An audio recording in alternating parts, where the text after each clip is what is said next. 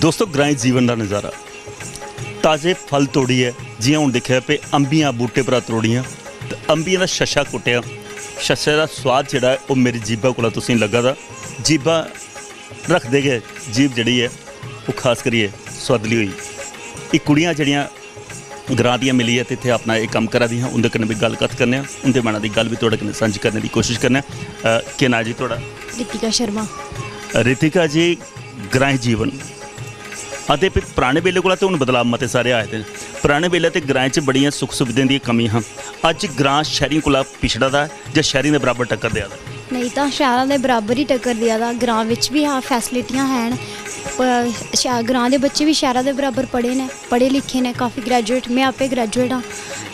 यह है कि ग्राएं की लाइफ जी ताज़ी हवा ताज़ी रोटी शहरों के कोलों वधिया है। एक गल है खास करिए चटनी कुटते तो दिखी लिया वो फुलके पकाने भी आते हैं जां चुल्ली कोला? नहीं तो आंदे फुलके हर एक काम आंदा। हर एक हाँ जी।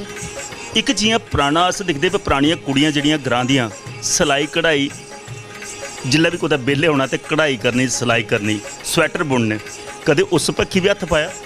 नहीं कपड़े वगैरह सीने होने जिसले टाइम मिलता पढ़ाई चा फिर घर का काम भी करने होने कपड़े सिलाई भी कर लेने होने जी। एक होर खास करिए खेतरे बाड़ियां च जाने का मौका मिला तो अजकल गोडियां का बड़ा जोर चलदा कदे उधर भी जाने पिया? हाँ मम्मी डैडी लगे दे होण ते फिर उधर भी जान पौंदा, कल्ले लगे दे होण माँ प्यो ते फिर असीं दिक्खण नहीं होंदा अस भी करने होने। मतलब कम करते रहना तंदुरुस्त भी रहिंदा दिमाग ताज़ा हुंदा? दिमाग ताज़ा भी रहिंदा और इंसान ठीक रहिंदा फिजिकली फिट रहिंदा। जियां शहरों के लोग जिम चुम करते साड़ी जिम खेतरें च होई जंदी।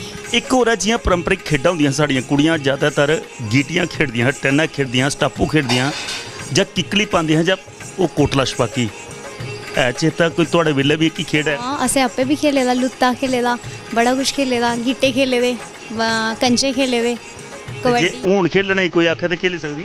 हाँ की नहीं। चलो जरूर है हूँ तुहाडी ओकी खेड भी दिक्खने ते कन्नै कोई गीत संगीत भी।